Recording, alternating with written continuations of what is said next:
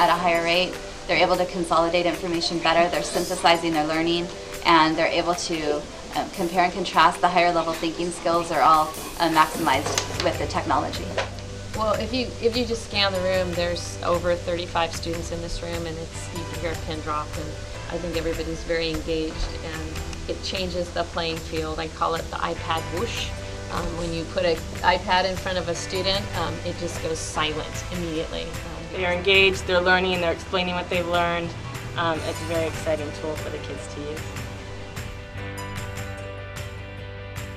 Well, today we're investigating the difference between solids, liquids, and gases, and my students are discovering the differences between physical properties of matter and chemical properties of matter. Right now they are working on GG, our ST math program. Then they are thrilled to be able to do it on the iPads, and it's wonderful to have 24 iPads so that I can walk around and help them all at once. We have no fighting over just a few iPads at once. Today we're going to be doing a student response quiz through Socrative on the iPads, and this is where I've created the quizzes, and they are going to respond to each of the questions either through multiple choice or a short answer. So today the children are having an assessment on what they learned about magnets, and the way they're doing it is they're going through, they're scanning QR codes that they have to read what it says to do. Then they have to draw and label whatever they're being questioned on to prove that they understood it. So that is their evidence. Then they have to combine all of that information within one of two different apps.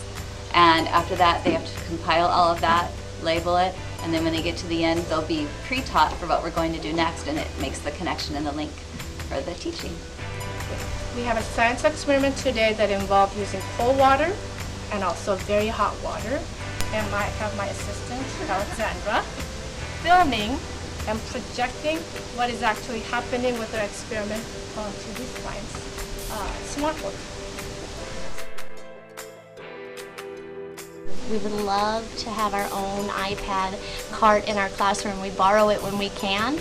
We don't have our own, and so some days we get it, some days we don't, but we have to scramble and scrounge and plan and borrow and plead with our teammates who are super kind, but no one wants to give up their iPad time, right? So we would love to have our own cart in our room. So I don't always have it at the same time every day, and that makes it difficult instruction-wise and planning, not knowing that I want to continue to use it the same way I've been using it in reading workshop time or writing workshop time. I'd like to have them all the time because sometimes we had to base our schedule around them because sometimes because we don't get to do what we need to do without the iPad. Oh, I couldn't teach without them anymore.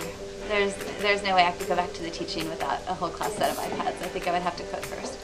It's that vital to my instruction. Because they're so engaged, and this is their generation.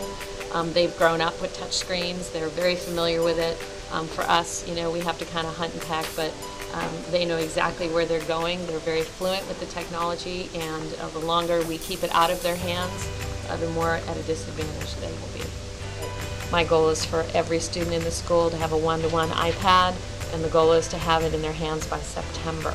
So that is the goal. It's lofty, but if you don't have big dreams, then you never know what you can achieve. So I think it makes a huge difference in how they learn and how they're motivated to come to school every day. And we just need more. So 400 away, we'll be there.